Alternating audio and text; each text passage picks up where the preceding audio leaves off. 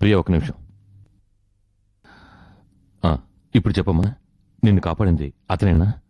కాదంకుల్. కాదా? బాగా గుర్తు చేసుకో. మర్చిపోతే కదంకుల్ గుర్తు చేసుకోవడానికి. ఆ మొహం నేనెప్పటికీ మర్చిపోలేను. ఆ ఫోటోలో ఉన్నది ఆయన కాదు. అలాగా, సరే పద.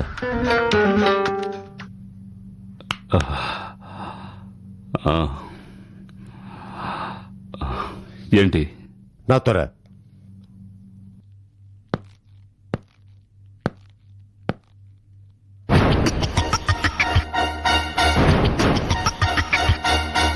ఇతనేనా?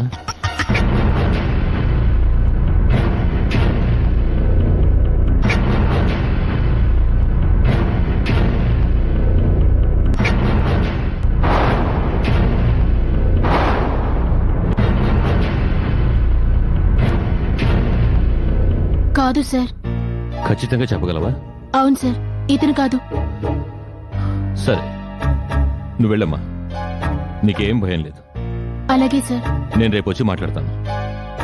రమణ సార్, ఈ అమ్మాయిని తీసుకెళ్లి ఇంటి దగ్గర డ్రాప్ చేసిరా. అలాగే సార్, పదమ్మా.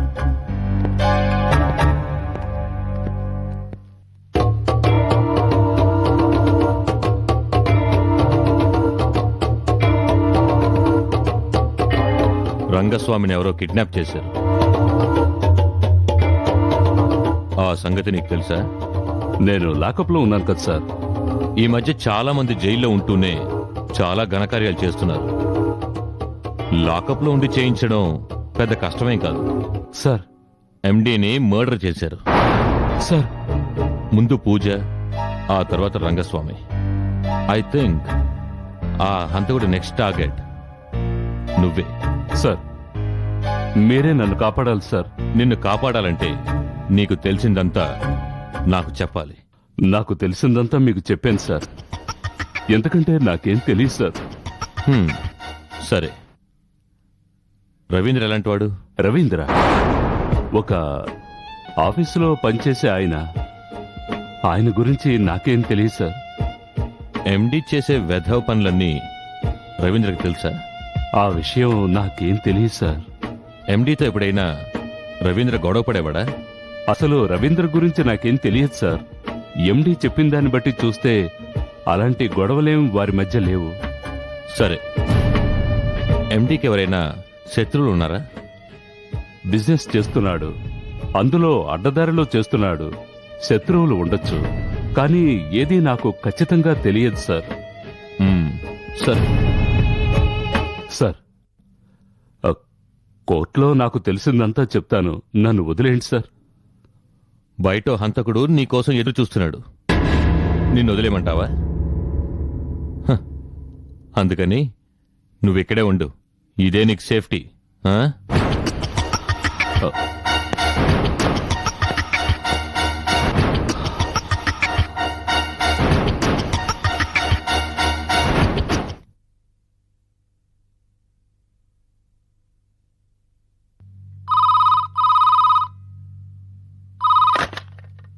హలో సుధా, నేను అమ్మని మాట్లాడుతున్నాను. 2 రోజులుగా ఎక్కడికి వెళ్ళావు?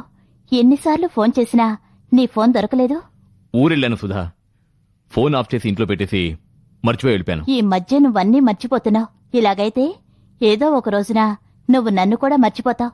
అలా అనక సుధా, నిన్ను మర్చిపోవడం అంటే నన్ను నేను మర్చిపోయినట్టే. అంత ప్రేమన్న వాడివి ఒక్క ఫోన్ చేయొచ్చుగా. ఏమిటి సుధా, నువ్వేగా మీ ఇంటికి ఎంతో అర్జెంట్ అయితే తప్ప ఫోన్ చేయొద్దని చెప్పావు.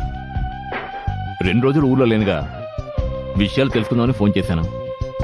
సరే, ఏంటి విషయాలు? నీకు తెలుసా, అవినాష్ వచ్చి నన్ను కత్తితో చంపబోయాడు. ఏమిటి ఏమిటి సుధా నువ్వు అనేది? అవును, వాడి నుంచి ఎలాగైనా తప్పించుకొని బయటికి పరిగెత్తాలని తలుపు తెరిస్తే ఎదురుగా మా ఆయన. ఏం చెయ్యాలో తెలియక బొద్దింకని చూసి భయపడ్డట్టు నటించాను. ఆయన కూడా నమ్మేశారు. సరే, ఆ అరుణ్ గడికి మళ్ళీ నన్ను తగిలించమంటావా? అక్కర్లేదు, అరుణ్ అవినాష్ కాదు. సరే, అంత ఖచ్చితంగా ఎలా చెప్తున్నావు? అరుణ్ రాత్రి మా ఇంట్లో నాకు తోడుగా ఉన్నాడు. అతనికి మా ఇంట్లో ఏది ఎక్కడుందో కూడా తెలీదు. అతనిలో ఎటువంటి రియాక్షన్స్ లేవు. నన్ను తన ఆఫీసర్ భారీగానే చూశాడు. అంటే ఆ అరుణ్ అవినాష్ కాదా? అవును, అలాగే అనిపిస్తోంది. అంటే మీ ఆయన ఇప్పుడు ఊర్లో లేరన్నమాట. లేరు. అయితే నేను ఇప్పుడే మీ ఇంటికి వస్తున్నాను. ఓకే? ఏ ఏ అమర్, హలో.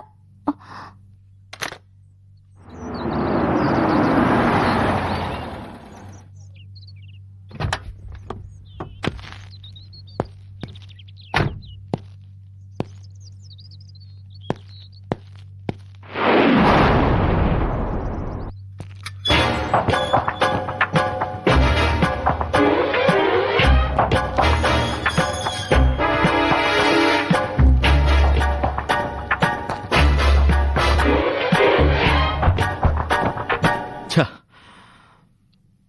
ఈ పరిస్థితి నాకు అస్సలు నచ్చడం లేదు. మనమిద్దరం ఏ భయం లేకుండా కలుసుకుని ఎన్ని రోజులైందో తెలుసా? ఈ మధ్యకాలంలో ఇంతకు ముందులా భయం లేకుండా మన ఇద్దరం ఎక్కడికి వెళ్ళామా చెప్పు?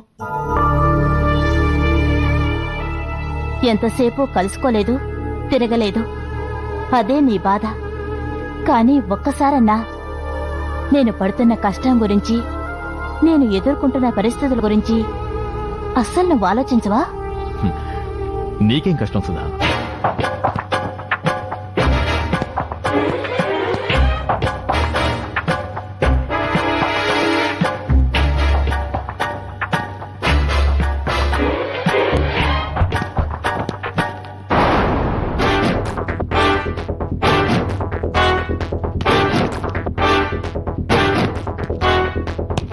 నువ్వెన్నైనా చెప్పు సుధా.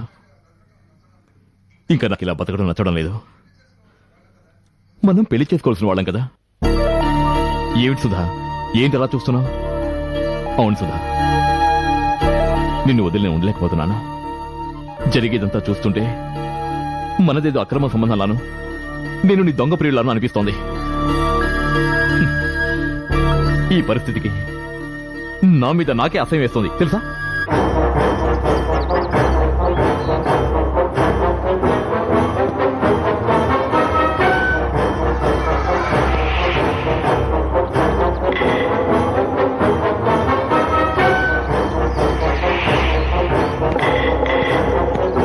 అవినాష్ విషయం తేలేంత వరకు నేను అస్సలు నీతో మాట్లాడకూడదు అనుకున్నాను. కానీ మనసు విప్పి మాట్లాడేందుకు నువ్వు తప్ప నాకెవ్వరూ లేరు.